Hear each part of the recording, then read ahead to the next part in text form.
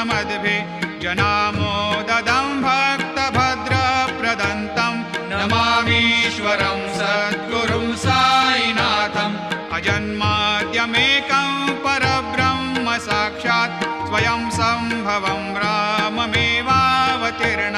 भवद्दर्शनात् सम्पुनीतप्रभोऽहं नमामीश्वरं सद्गुरुं साईनाथम्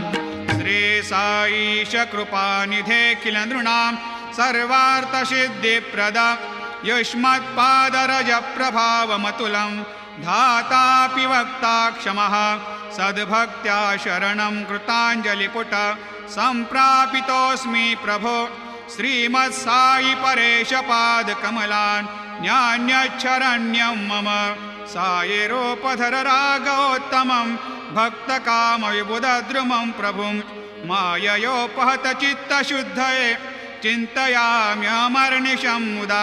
शरत्सुधांशो